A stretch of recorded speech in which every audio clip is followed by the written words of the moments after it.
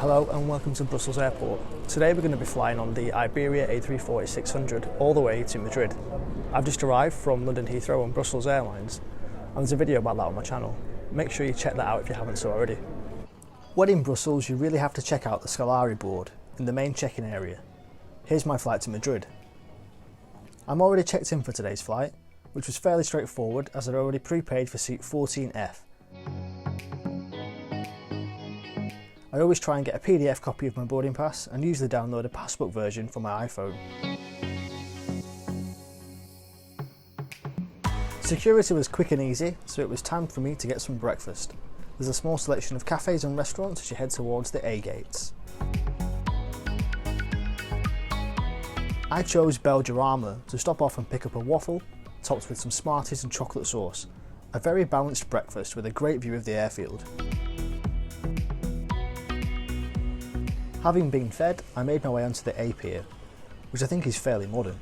There's 3 moving walkways through the centre taking you towards the gates, and there's a couple of bars and cafes dotted along the pier, along with a discreet water fountain that I took ages to be able to find.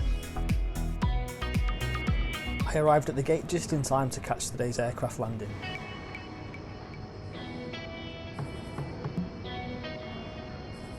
Here she is a little closer, our Airbus A340-600.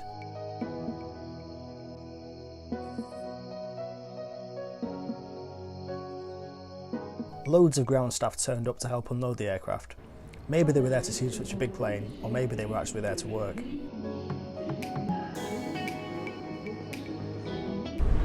Just getting all the cargo off it now, and then we'll be flying on Salvador Dali over to Madrid today. Boarding soon started and I made my way down the jet bridge towards this huge plane.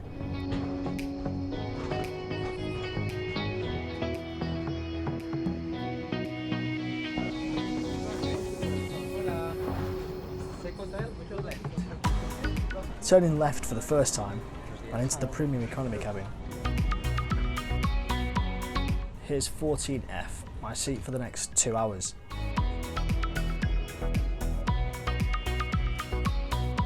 The seats are in a 2-3-2 layout. On the right there's 3 rows and down the left there's 4.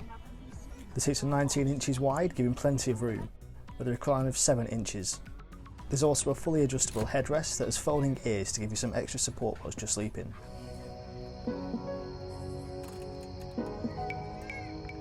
In between the seats, everyone has a universal power port and USB charging.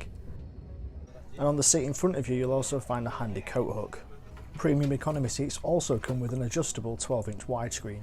Further down the seat, you'll also find the usual pocket for all your bits and pieces.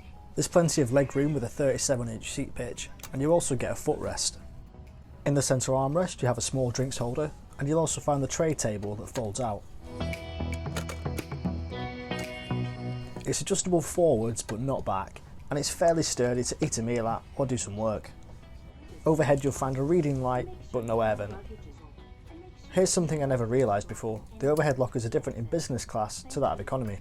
I should just mention that this is an internal flight within Europe, therefore this isn't the full premium economy experience you can expect to find on Iberia. It is just the premium economy seat that I'll be sitting in today. Speaking of the seat, the IFE contains a video all about Iberia's premium economy products, which is a handy little video to watch if you want to learn more about your seat. I'll post a link to this in the description below. I always check out the safety card before takeoff, especially if it's a new aircraft type, like this is for me today. Before long, the doors were armed, and we were running through the safety demo.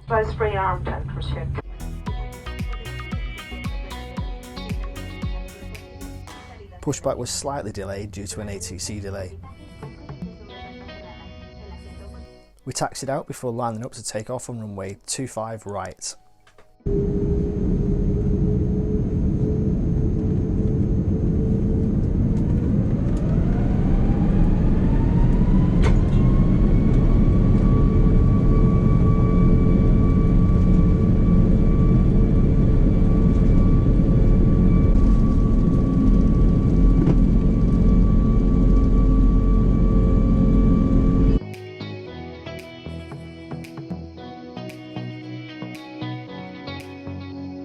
Now we're airborne, let's check out Iberia's fleet from the in-flight magazine. It's a comprehensive fleet comprising mainly of Airbus aircraft, with the A340-600 the largest that Iberia operate. Iberia have a comprehensive route map throughout Europe, with long-haul routes to North and South America, coupled with connections through the Onboard Alliance. The in-flight entertainment was really good, with a great selection of recent movies and even a Valentine's Day shortlist.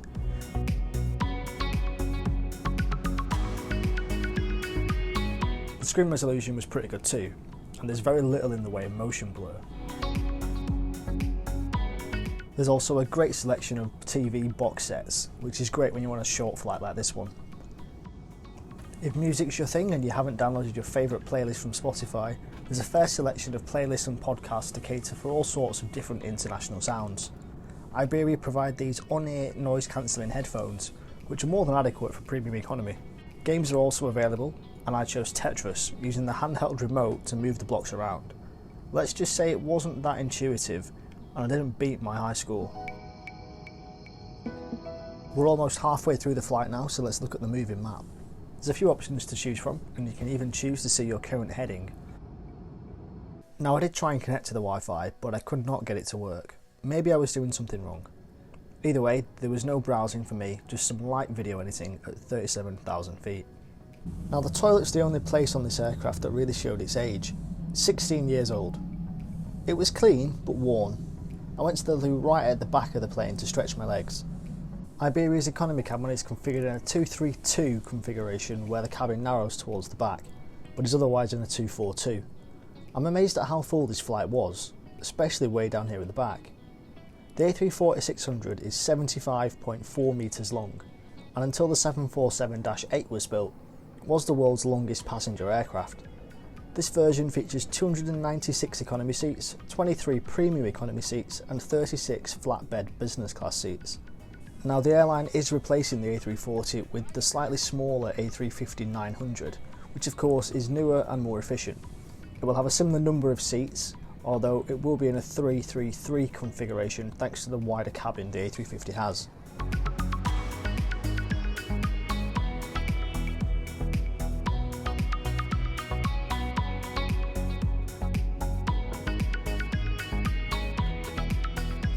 Just before you land, there's a short video telling you about connecting flights in Madrid. On board the aircraft, it also lets you know what gate we're going to be coming in on, and you can also check what gate your connecting flight is leaving from. Unfortunately, my connecting BA flight wasn't listed here.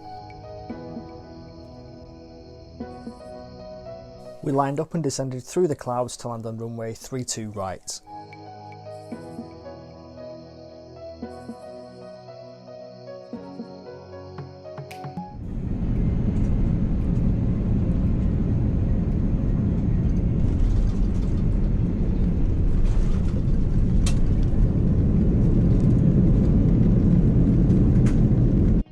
Welcome to Madrid.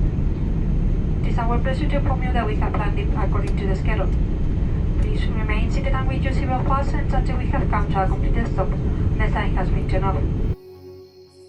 I disembarked through L1, walking through the business class cabin, which I believe was fairly empty, short of a few av geeks taking this flight for the pleasure of it like me.